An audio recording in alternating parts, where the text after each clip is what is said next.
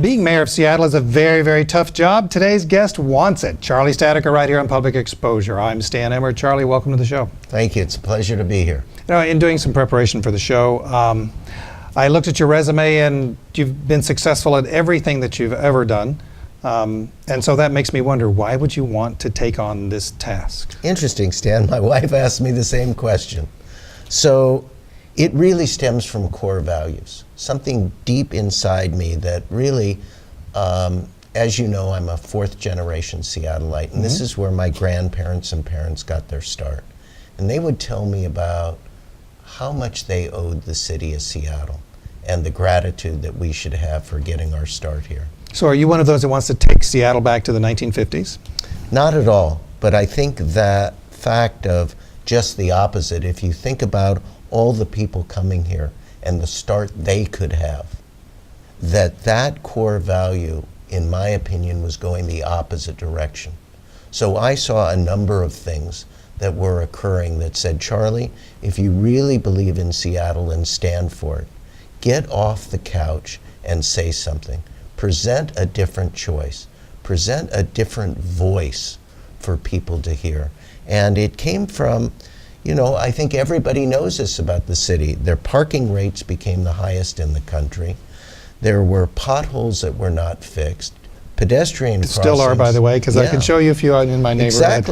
Exactly. Take a look at the pedestrian crossings that are obliterated. No. Yeah, I don't want to have to do that. A lack of collaboration between the mayor and City Hall, a lack of collaboration or even discussion with the city and the port, the city and the convention center, the city and Puget Sound Council of Governments, city and Olympia. There was so much, almost a combative sense that this was the Seattle that I did not know. And it pointed to me that a different voice needed to be heard. But isn't that normal, though, that Seattle is battling the rest of the state on a regular basis? Well, you picked out one of those points, but it's certainly not battling the port. It's certainly not battling tourism, and it's certainly not battling conventions. And the most part is you don't want to battle the very city council that has to work hand in glove. The next 4 years is going to set up Seattle for the next 10 to 15 years. And what we can't afford is to be complacent. Jobs and success in cities is going to be absolutely significant and going to be very competitive in the future.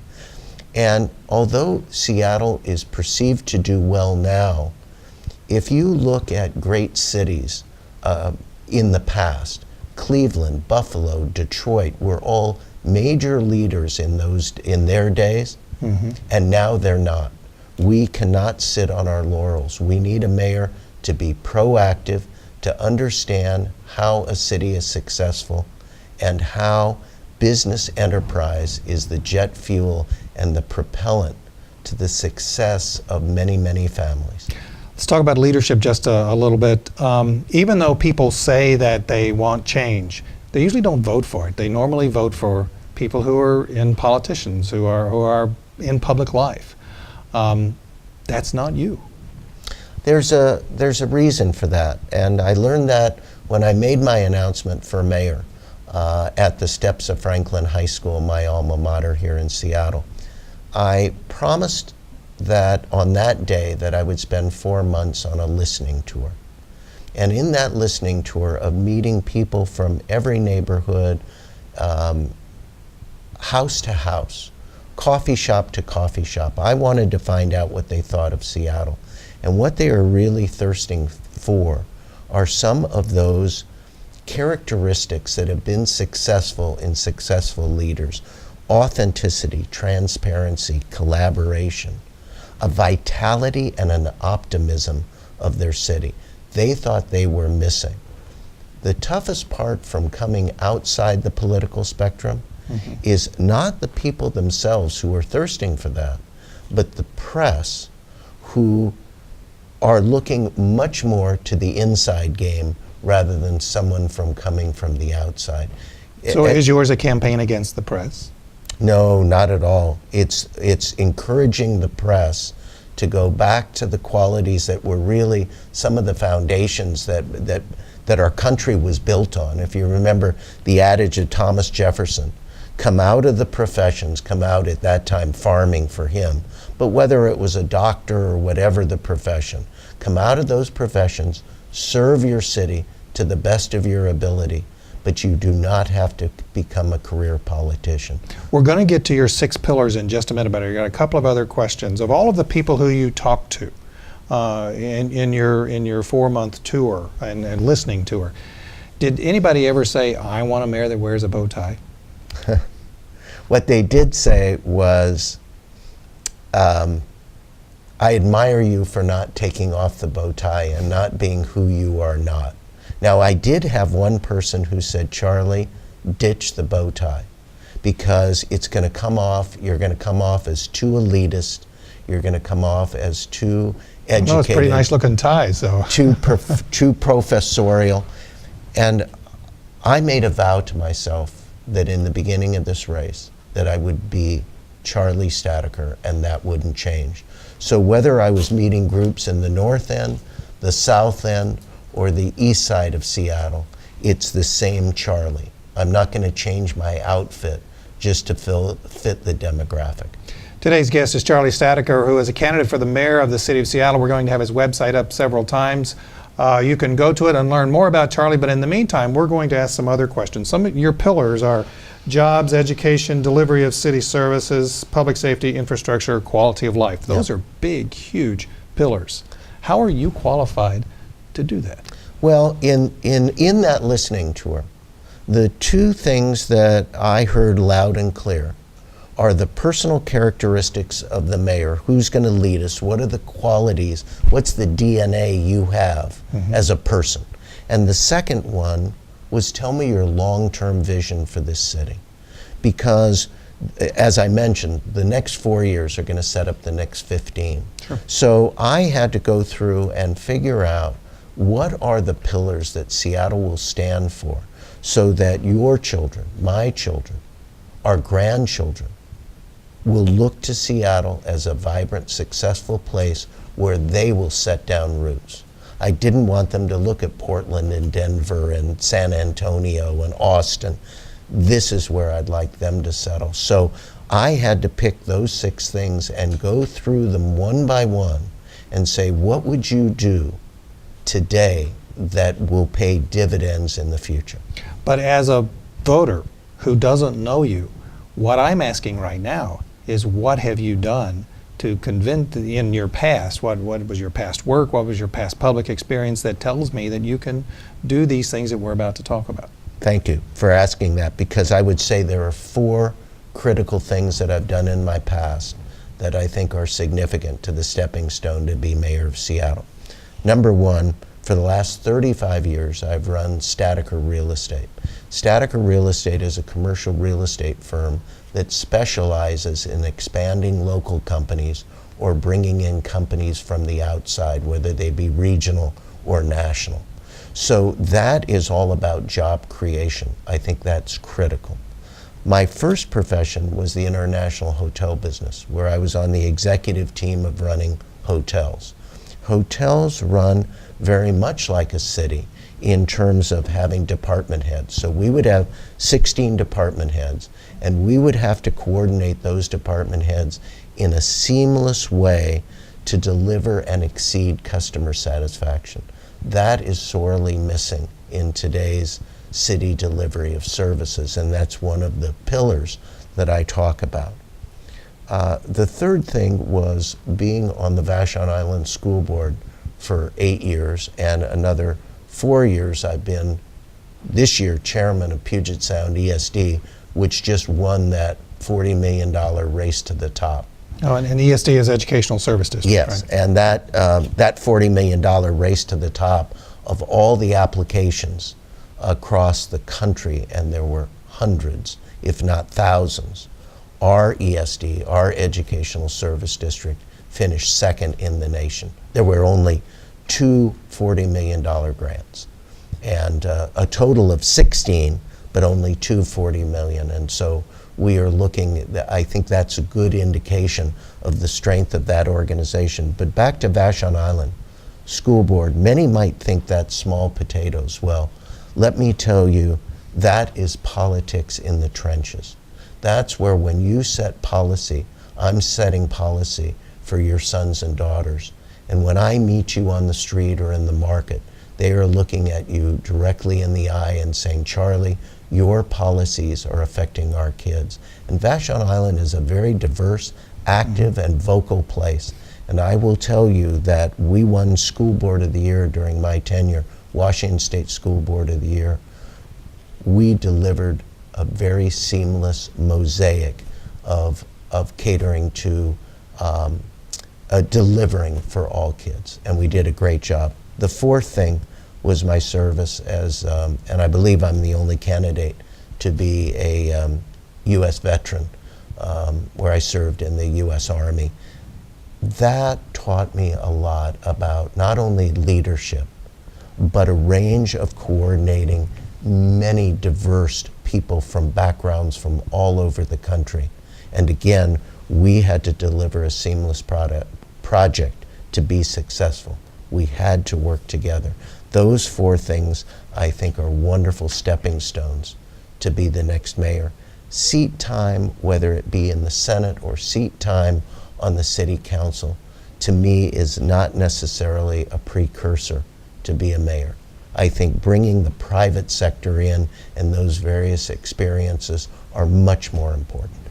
Well, let's talk about your 6 pillars then. Okay. I noticed that you've got a button, and the button says, I believe in Seattle. And with these 6 pillars, lots of people are going to have to believe in Seattle to make it successful. Jobs and sustainable employment. And I noticed that you've got the and in there. So what's the difference between a job and sustainable employment? I think if a good example of that would be Washington Mutual. And why do I say that? Because Washington Mutual had jobs, but it went away. So sustainability is absolutely critical. There will be ebbs and flows in the job market. And it is critical that as a mayor, we have a very diversified employment base, whether it runs from maritime to high tech, to global, to healthcare, to tourism. All those functions have to be lit. And I would have a plan, much like I do today. In other words, we were talking about job creation and my job as head of Staadecker Real Estate. That type of proactivity in making calls, informing very critical experts in each industry sector, saying, here are the types of companies that we need in Seattle to expand our economic base. And a mayor has to be a champion and a warrior for the city and be very proactive. So I would say I would have no qualms about calling presidents of companies and saying, I'd like you to think about Seattle, and I'm ready to pick you up and show you our city and meet our leaders and say, this is a good place to locate your company. Well, Let me just finish, Okay. because that was just from the outside. From the inside, how do we bubble up all the small and innovative companies that are going to form here? Because real job growth, 80% of it, will be from small individual entrepreneurs. Companies that start with 1 employee to 10 employees. That will be the success of Seattle. Well, we're sitting here at a studio at the Hub Seattle, where there are just a huge number of innovative entrepreneurs. How are you going to, in your jobs and sustainable employment platform, how are you going to be able to encourage them to locate here rather than going down to Silicon Valley or some other place? So a lot of companies, it's called what I call enterprise zones. And it's a term that the city has a multitude of properties. And I don't know if they have ever been analyzed and prioritized as to, yes, this is a high priority property on one end of the spectrum is City Hall. Very high priority, we use it every day. On the other end of the spectrum is buildings that haven't been used for 5, 10, or 15 years. Those buildings, those underutilized buildings, can be put to a higher and better use. And one would be enterprise zones in neighborhoods throughout our city, and allow those small companies, those enterprise and innovative companies to locate there and keep it at a rent rate they can afford so that they can grow and they can build. Another part of your 6 pillars is education. It is hugely important, but I mean, you're on a school board and now part of a larger, even a larger body from an educational standpoint. What is a city going to be doing that the school board does not? Well, first let me give you a quotation that I think about all the time, said by the great American statesman Frederick Douglass in the 1860s. And I love this quote. It says, "It is far easier to educate a child than to repair a broken adult."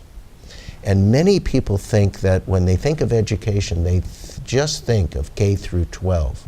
Well, education is really from cradle to career. So what are we doing for young mothers to help them in even their diets during pregnancy? That's critical to having a strong child, and that continues to early education, which I think a mayor has to champion. And just an aside, I leave tomorrow for Washington, D.C. To accept an acknowledgement from the Susie Buffett and the Pritzker family and Arnie Duncan, who's the Secretary of Education, on what Puget Sound Educational Service District opened in White Center. It's called an EduCare Center. And it basically says enrich children 0 to 6 so that kindergarten teachers can have people at the same level. Today, unfortunately, depending on the fortune of birth, that you, as a college-educated parent with your wife, your child can start kindergarten with a 10,000 word vocabulary, and yet another parent who is working 2 jobs, is a single parent, their child might have a 2,000 word vocabulary. Very tough to catch up in the first year of education, so that they enter first grade on parity. It is our job to enrich those kids 0 to 6. And I would like to use the great resources of Seattle, iLabs at the University of Washington, who truly investigates and analyzes brain development. Putting together the best educators and the best curriculum and make a recommended curriculum 0 to 6. So whether you're operating out of your home or a Montessori school or whatever, that this is the recommended level to get kids going. But we all know, though, I mean, all of us know, that bureaucracies protect turf. Do you think that your plan for the city of Seattle would be infringing upon the turf of the school board? That's very important. I think that the key there is partnership. I wouldn't want to see a mayor taking over the school board. I think that is the wrong approach. But in great partnership, now you remember that the city has family and education levy. And that levy allows a city to really have some leverage. And I think the 4 key issues that I would stress in that levy is that children must be reading at 3rd grade level. That would be goal number 1. Math at 4th grade. Our graduation rates must increase. And we must have teachers who are specifically trained in the subjects they teach and be experts at those. Those would be the 4 key issues that I think the Family and Ed Levy should be reinforcing all the time. It does a lot of wonderful things. For example, there's a healthcare component. You must have a healthy child to be able to learn. But I think that we as a city have to enforce, if we're investing in our school system, and believe me, the population of Seattle wants an educated workforce. Mark Emmert, the former president of University of Washington, said the following: if we are not careful, the sons and daughters of Washington residents will be washing the cars for people who come here with advanced degrees. So we have a current skills gap of our local kids, and we have to close that skills gap. And as a person who's well-versed in business, I would ask the leaders of the business community where these students are going to work eventually, what are the skill levels you are looking for in the next 5 to 10 years? And work with not only K through 12, but our colleges in wrapping that into some form of their curriculum so that the teachers are aware these are skills that are going to pay off in advance. And we only have about 5 minutes left, and we've got 4 pillars yet to go. And so just in case if we don't finish, please be sure to visit the website that we have up on the screen so that you can learn more about what Charlie Staadecker believes are the qualities of the next mayor. I'll try to keep my answers crisper, and we'll get through them all, and then you can do follow-ups. Let's talk about delivery of city services. As soon as I hear that, if I'm a city employee, I said, uh-oh, here's going to come somebody who's going to tell me how to do my job. Quite the opposite is that, first of all, if you look at the city today, it is a gauntlet when you go to a city. It is, permitting is very, very difficult, very expensive, and an elongated process. There are things that can easily be done, such as looking at 10 peer cities and seeing why do they deliver permits much faster than Seattle. We can do best practices. We can also have an advocate. So if you are having a permit, you have a city advocate that follows that permit and gets back to you. The city employees themselves are the natural gold mine for innovation and entrepreneurship. They will be the ones who know how to save money, take risk, and come up with the best innovative ideas to make our city seamless. Public safety. It's clearly been something that's muddled right now at City Hall, and I'm not going to try to assess blame. Instead, what's your plan, Charlie Staadecker? There is blame, unfortunately. It's leadership. So if you walk around our city today and you talk to our residents or tourists, they'll say, you have one of the most beautiful cities in the United States, but I don't feel safe here. Another way of doing that is if you look up, you see some wonderful towers. Look down, and you see a city that is a third-class city. We talked earlier about potholes and obliterated pedestrians. I have walked the city streets with hotel managers who have pointed out to me corners where drug deals are going on. I've seen those. People do not feel safe. A city where citizens do not feel safe is a city in decline.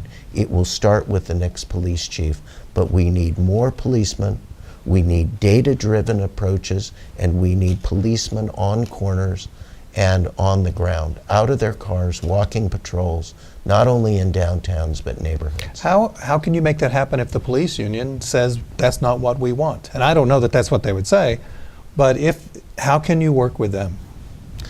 We will work with them hand in glove, because the next police chief will be the one who will work with qualities of integrity and perseverance. He will bring leadership to the police. And the police, you have to understand that 95% of policemen on the streets are wonderful at their jobs. They're very professional, care deeply. But there is a systemic problem, and it will come from both the mayor and the police chief to cure that problem. Next, one of your pillars is infrastructure. We have a lot of infrastructure work going on right now. The viaduct, of course, it's not a city project, but it's definitely impacting the city. There's many, many others. What is your plan for infrastructure improvements here in the city? Infrastructure will be one of the biggest issues, not only for the next mayor, for the next 20 years. So what can we put in place today? Because if we do nothing, if we kick this can down the road, it will be our children and their children who will have the biggest debt they have never expected, nor can they afford. So we need a leadership, much like Jim Ellis did in the late 60s, of a forward thrust. And what I would propose is a clear, transparent look at all our infrastructure, not just roads, but the sewers, the water mains that are 100 years old, and give the citizens of Seattle a transparent report what will happen over the next 20 years, and then create a system much like Jim Ellis did, is here is how we're going to improve this. It will take tax dollars, and give them a menu of choices. So if they pass them, we can do something about it. If they don't pass them, at least they've had the opportunity to understand what the problems are. You know, you sound like our director who's talked about the 100-year-old water mains here for years right here on Public Exposure. How come we're not addressing, I mean, a 100-year-old water main is likely made out of wood, isn't it? They are made out of wood. We have water mains that are serving a city our size, the 12th largest market in the country, made out of wood. Yes. And why hasn't this been addressed?